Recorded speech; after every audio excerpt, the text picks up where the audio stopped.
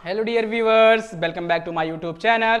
दोस्तों, आज हम मैथ के कुछ ऐसे क्वेश्चंस करने वाले हैं जो आपके एग्जाम के पॉइंट ऑफ व्यू से बहुत ही इंपॉर्टेंट। दोस्तों, वीडियो में आगे बढ़ने से पहले अगर आप हमारे चैनल पे नए हैं तो चैनल को सब्सक्राइब कर लीजिए। वीडियो को बिना स्किप किए दोस्तों अंत तक देखिए। अगर वीडियो अच्छी लगी दोस्तों तो लाइक करिए, कमेंट करिए और शेयर कर दीजिए, जिससे कि वे बच्चे जो इस बार बोर्ड की परीक्षा में अपीयर करने वाले हैं वो अपनी परीक्षा की अच्छी तैयारी कर सकें और अच्छे मार्क्स स्कोर कर सके। दोस्तों, हेलो दोस्तों, कैसे हो आप सब। आशा करता हूं आप सब बहुत अच्छे होंगे। दोस्तों चलिए स्टार्ट करते हैं हमारे इस सीरीज के इस वीडियो का पहला प्रश्न है। दोस्तों आगे बढ़ने से पहले आई होप, आशा करता हूं आप सब नोट्स लेके बैठे होंगे दोस्तों, क्योंकि इस सीरीज में जितने भी क्वेश्चंस करवाए जा रहे हैं ये आपकी परीक्षा बोर्ड परीक्षा 2023 के लिए अत्यधिक महत्वपूर्ण प्रश्नों की एक सीरीज है। दोस्तों इस सीरीज में जितने भी क्वेश्चन करवाए जाएंगे सब आपकी परीक्षा की दृष्टि से बहुत ही महत्वपूर्ण है। दोस्तों मैं इसलिए बार बार कहता हूं कि नोट्स लेके बैठिए, नोट करते रहिए, ताकि आप एग्जाम के टाइम आप में एक अच्छी तैयारी कर सको। क्योंकि आप जब एग्जाम देने जाओगे, दोस्तों, तो आपके पास इतना टाइम नहीं कि आप वीडियो देखे क्वेश्चन को फिर से देख सको। इसलिए नोट्स जब बना रहेगा तो आप एक अच्छी तैयारी कर लोगे, फास्ट ट्रैक रिवाइज कर लोगे, आपको एग्जाम में कोई दिक्कत नहीं होगी। दोस्तों चलिए स्टार्ट करते हैं। देखते हैं दोस्तों हमारे इस वीडियो का पहला प्रश्न है कि कोई द्विघात समीकरण है। कोई द्विघात समीकरण है दोस्तों जिसके मूल क्या है, बराबर है। जिसके मूल क्या है, बराबर है। दोस्तों वो समीकरण क्या है, 1 plus M square into x square plus 2 m c x plus c square minus A square is equal to 0। इस समीकरण के मूल क्या है दोस्तों, बराबर है।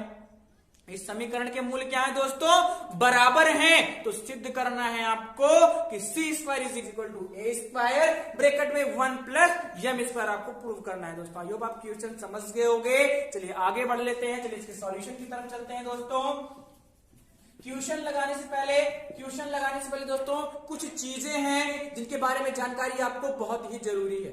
अगर उसकी जानकारी आप नहीं रखोगे तो आप क्वेश्चन को नहीं लगा पाओगे। दोस्तों जैसे मूल क्या होता है, इस शब्द का क्या मतलब है, मूल बराबर है, ये क्या होता है। देखिए दोस्तों, मूल यानी कि रूट्स, किसी भी इक्वेशन के, किसी भी समीकरण के मूल वे मान होते हैं, वो वैल्यूज होती हैं जो उस समीकरण को संतुष्ट करती हैं। दोस्तों जैसे कोई मान लीजिए कोई समीकरण है जिसमें एक वेरिएबल यूज हुआ है, एक चर यूज हुआ है, तो उस समीकरण में उस यक्ष का क्या मान होगा, जो उसको क्या करेगा, संतुष्ट करेगा, उस समीकरण को संतुष्ट करेगा। क्योंकि यहाँ पे द्विघात समीकरण है इसलिए यक्ष से कितने मान होंगे, 2 मान होंगे। कितने मान होंगे दोस्तों, 2 मान होंगे जो इसको संतुष्ट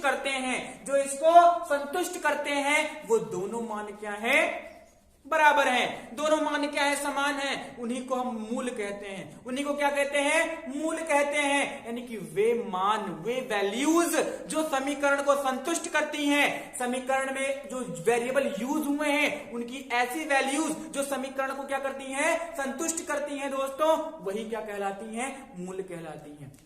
अगर एक चर वाला रैखिक समीकरण है तो x के 1 मान होंगे, अर्थात 1 मूल होगा। द्विघात समीकरण है 2 मूल होंगे।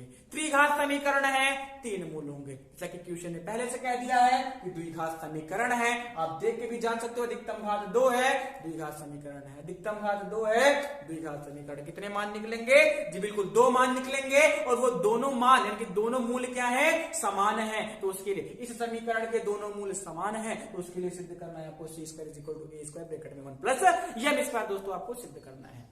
आई होप आप मूल के बारे में अच्छे से समझ गए होंगे। दोस्तों चलिए आगे बढ़ लेते हैं। दिया हुआ समीकरण क्या है दोस्तों, 1 plus M square into x square plus 2 C x plus bracket में है C square minus A square is equal to 0।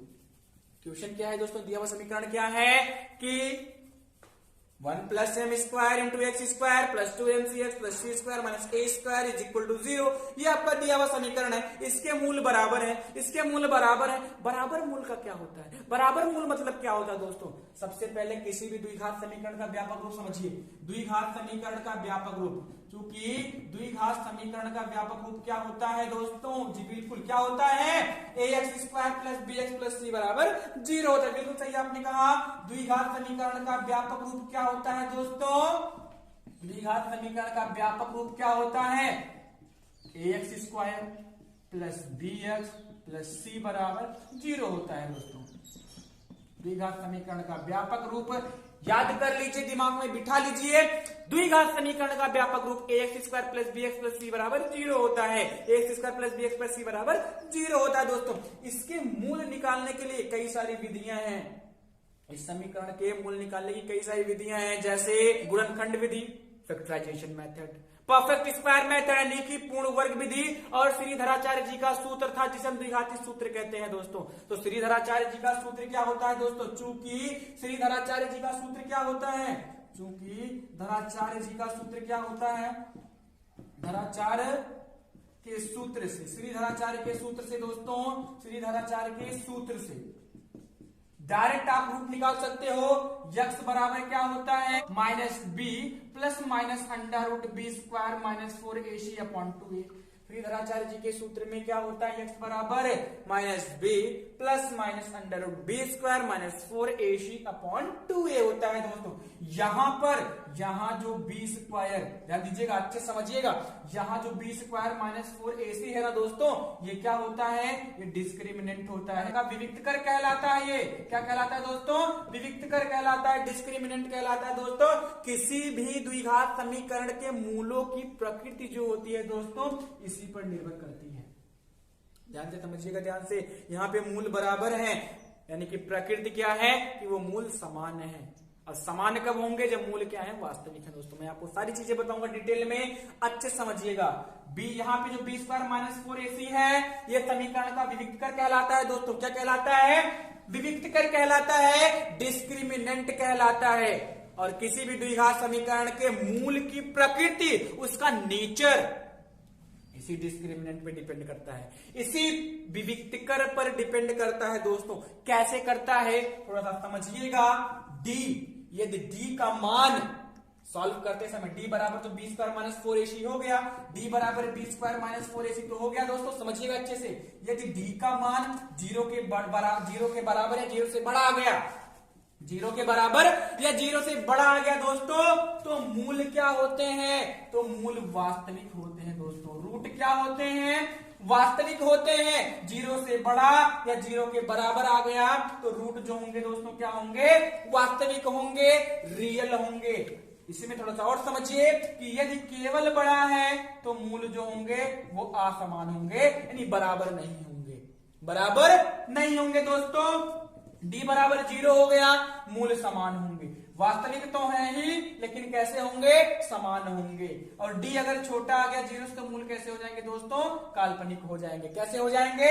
काल्पनिक हो जाएंगे, काल्पनिक हो जाएंगे दोस्तों। अपरिमेय संख्या मिले, अपरिमेय मूल मिल जाएंगे आपको। अगर डी क्या हो गया? विविक्त कर से डी जो हो गया 0 से क्या हो गया? छोटा हो गया दोस्तों, मूल काल्पनिक हो जाएंगे, अपरिमेय मूल मिल सकते हैं आपको। आइए सारी चीजें समझ में आएंगे। मैंने विविक्त कर पर मूलों की प्रकृति पर वीडियो बना रखी है, डिस्क्रिप्शन में लिंक डाल दूंगा दोस्तों, आप आराम से जाके देख लीजिएगा। ये आगे बढ़ लेते हैं, अपने प्रश्न पे आ जाते हैं दोस्तों। अपने प्रश्न पे आ जाते हैं। क्वेश्चन ने क्या कहा कि द्विघात समीकरण जो दिया है क्वेश्चन में, उसके मूल बराबर है। चूंकि दिए गए समीकरण के मूल क्या है? मूल बराबर है दोस्तों। मूल क्या है? बराबर है। अभी मैंने आपको बताया कि मूल बराबर कब होंगे? जब विविक्त कर क्या हो? 0 के बराबर। विविक्त कर क्या हो दोस्तों? 0 के बराबर हो तो मूल क्या होते हैं? बराबर होते हैं दोस्तों। अभी मैंने आपको बताया, वीडियो देख लीजिएगा जाके। d is equal to 0, d क्या है? विविक्त कर है। B square minus 4ac is equal to 0 हो जाएगा। B square minus 4ac is equal to 0 हो जाएगा क्योंकि मूल समान है। b की वैल्यू तुलना करोगे, यक्स का गुणांक b कहलाता है। यक्स स्क्वायर का गुणांक a होता है और अचर पद आपका c होता है। यक्स का गुणांक b होता है, यक्स स्क्वायर का गुणांक a होता है और अचर पद आपका c होता है दोस्तों। यहाँ पे b क्या है? यक्स का गुणांक क्या है? 2mc है। यक्स का गुणांक 2mc है दोस्तों, तो b की जगह पे क्या हो जाएगा? 2mc का वर्ग। 2mc का स्क्वायर हो गया माइनस 4। a की वैल्यू कितनी है? a क्या होता है? यक्स स्क्वायर का गुणांक 1 प्लस यम स्क्वायर, यानी 1 प्लस यम स्क्वायर दोस्तों।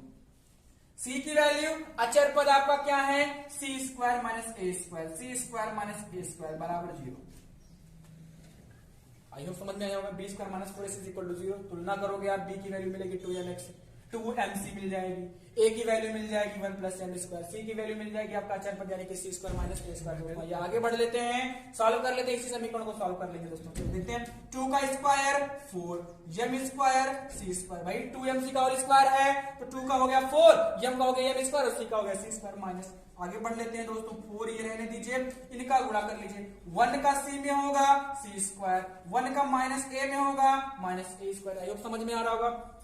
1 का हमने c में किया c square, plus plus plus होता है, plus minus minus minus a square हो गया दोस्तों। अब आगे बढ़ते हैं, m का c में होगा plus plus plus m square t square, m square t square plus minus minus m square a square दोस्तों। अब ब्रैकेट लगाएंगे बराबर 0 क्योंकि 4 बचा है गुणा करने को, 4 बचा है दोस्तों।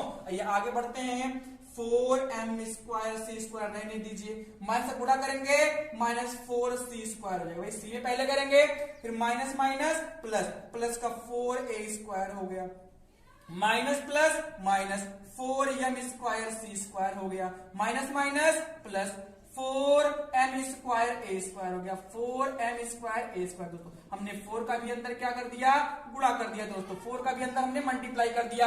आई होप समझ में आया होगा। आइए आगे बढ़ते हैं, 4m square t square plus में 4m square c square minus में कट जाएगा दोस्तों। आइए आगे बढ़ लेते हैं, बचा क्या है minus 4c square, minus 4c square, इधर प्लस का 4a स्क्वायर, 4a स्क्वायर, इधर क्या बचा है 4m square a square, 4m square a square बराबर 0। आई होप समझ में आया होगा। ये इतना term 4m square t square minus 4m square c square cut गया, प्लस माइनस का कंडीशन था, ये माइनस में उधर जाएगा प्लस में, यानी इधर जाएगा प्लस में तो 4c स्क्वायर हो जाएगा। क्या हो जाएगा दोस्तों 4c स्क्वायर हो जाएगा। इधर देखिए 4 4 ये बच गया ना, ये 4 कॉमन है, 4 कॉमन है, क्या बचेगा a स्क्वायर, अच्छा a स्क्वायर भी कॉमन है, a स्क्वायर भी कॉमन है दोस्तों, 4a स्क्वायर कॉमन है, सीधा सीधा 4a स्क्वायर कॉमन है, इसके जगह पे बचेगा 1, यहाँ पे क्या बचेगा m स्क्वायर, क्या बच जाएगा दोस्तों m square, 4a square common है, 1 प्लस m स्क्वायर बच जाएगा। ये देखिए ये मल्टीप्लाई में उधर जाएगा डिवाइड में, आप डायरेक्ट काट सकते हो, यानी क्या बच गया आपका a स्क्वायर ब्रैकेट में 1 plus m square is equal to c square, या फिर t square is equal to a square और ब्रैकेट में 1 प्लस m स्क्वायर। दोस्तों यही आपको क्या करना था, प्रूव करना था, ये आपको क्या करना था दोस्तों, प्रूव करना था। आई होप सारी चीजें समझ में आई होंगी। और विविक्तर का लिंक डिस्क्रिमिनेंट यानी मूलों की प्रकृति का लिंक मैं डिस्क्रिप्शन में डाल दूंगा दोस्तों, आप उसको देख लीजिएगा। आई होप समझ में आया होगा, नोट कर लीजिए दोस्तों। चलिए दोस्तों देखते हैं, हमारा प्रश्न है कि एक प्राकृतिक संख्या ज्ञात कीजिए कि जिसमें 12 जोड़ने पर प्राप्त संख्या के व्युत्क्रम के 160 गुने के बराबर है। दोस्तों क्वेश्चन ने क्या कहा है, दोस्तों कि वह संख्या ज्ञात कीजिए, वह नेचुरल नंबर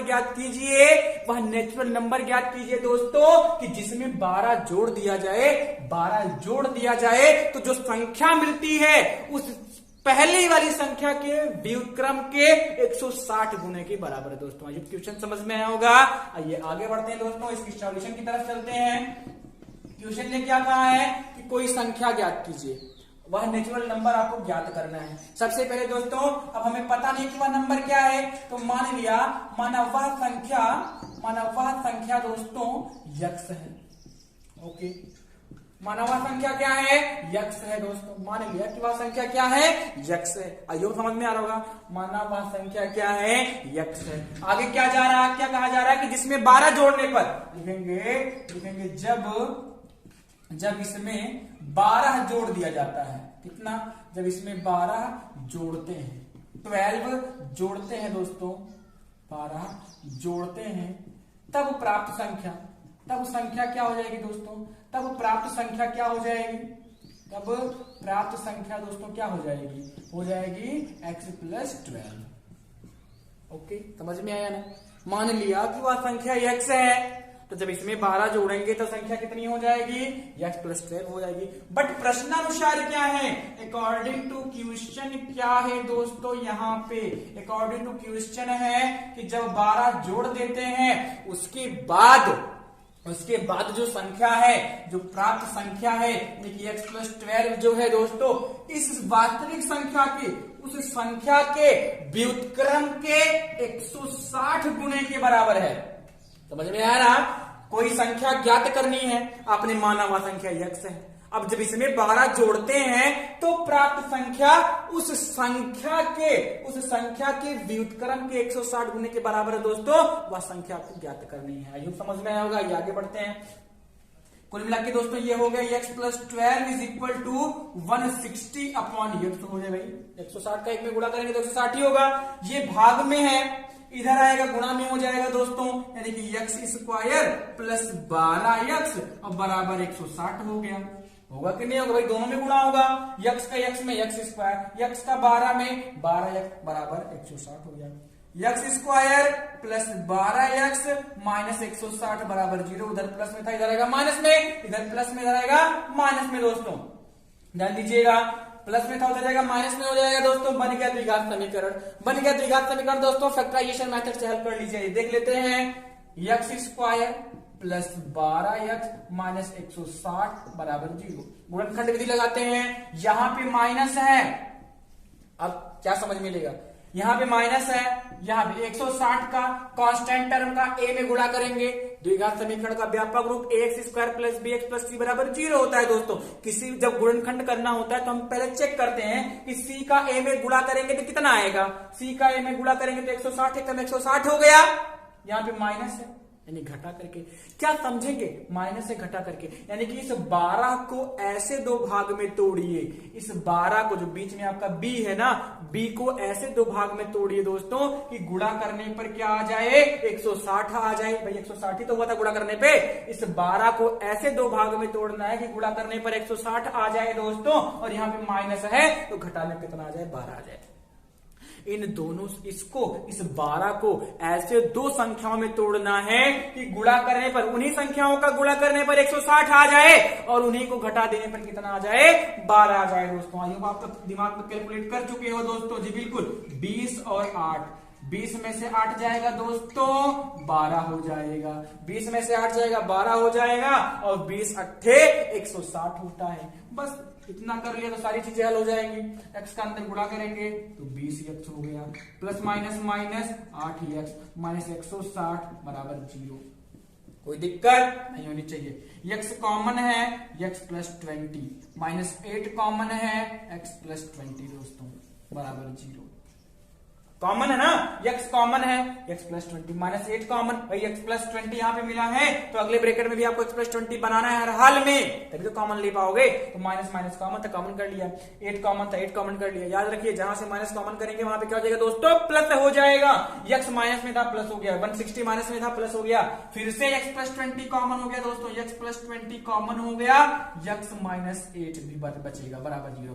तो जब x + 20 = 0 तो x बराबर -20, x बराबर -20, और जब x - 8 बराबर 0, जब x - 8 बराबर 0 तो x बराबर क्या हो जाएगा, 8 हो जाएगा दोस्तों। x बराबर क्या हो जाएगा, 8 हो जाएगा, 8 हो जाएगा, यानी आपकी वास्तविक संख्या क्या होगी, 8 होगी दोस्तों। आपकी वास्तविक संख्या वो नेचुरल नंबर क्या होगा, 8 होगा दोस्तों। चलिए क्रॉस चेक कर लेते हैं, क्रॉस चेक कर लेते हैं दोस्तों। क्वेश्चन ने क्या कहा था, क्वेश्चन ने कहा था कि जब संख्या में 12 जोड़ा जाता है तो ये प्राप्त संख्या के व्युत्क्रम के 160 गुने के बराबर होती है दोस्तों। चलिए देखते हैं, 8 में जोड़ते हैं 12, 1/8 गुणे 160 करते हैं, 12 8 कितना हो गया दोस्तों, 20 हो गया, 12 8 20, 8 दूनी 16 यानी 20, 20 बराबर 20, यानी आपकी वह संख्या क्या हो जाएगी दोस्तों, 8 हो जाएगी। आई होप आपको समझ में आया होगा, कर लीजिए दोस्तों।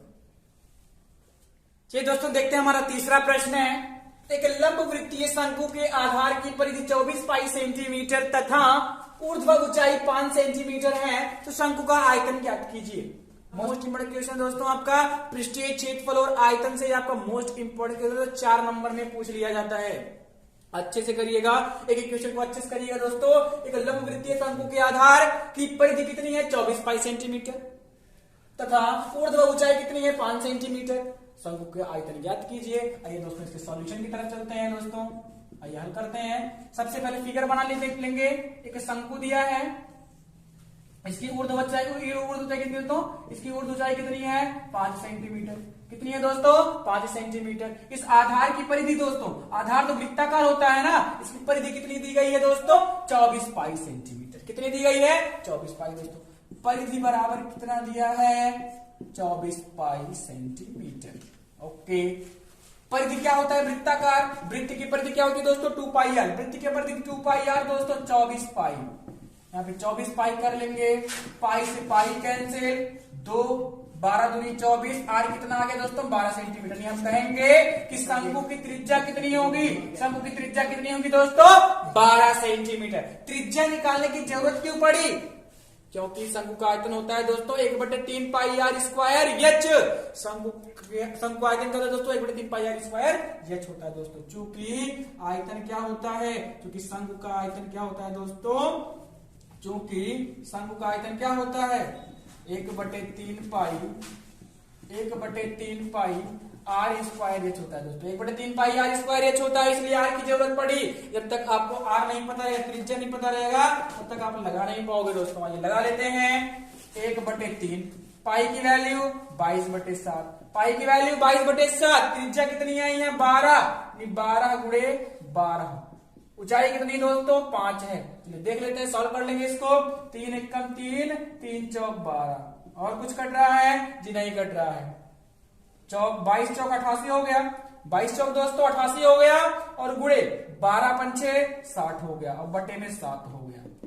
गुणा कर लीजिए दोस्तों, 0 है 0, 0 लग गया, 1 0 है ना, 0 लग गया, 6 8 48 हासिल 4, 6 8 48 4 52, 52 80/7 सेंटीमीटर क्यूब, 52 80/7 सेंटीमीटर क्यूब। अगर आप भाग देना चाहो तो और भाग करके छोटा कर सकते हो, कितनी बार 7 बार जाएगा, 7 7 49, कितनी बार दोस्तों 7 7 49, कितना बच गया 3 बच गया 38 हो गया, कितना हो गया दोस्तों 38 हो गया, 7 5 35, 7 5 35 हो गया दोस्तों, कितना बच गया 3 बच गया 30 हो गया दोस्तों, 7 चौक 28, 2 बच गया छोटा है, 754 सही 2/7 सेंटीमीटर क्यूब दोस्तों। ये आपका हो गया शंकु का आयतन। आई होप आपको समझ में आएगा दोस्तों।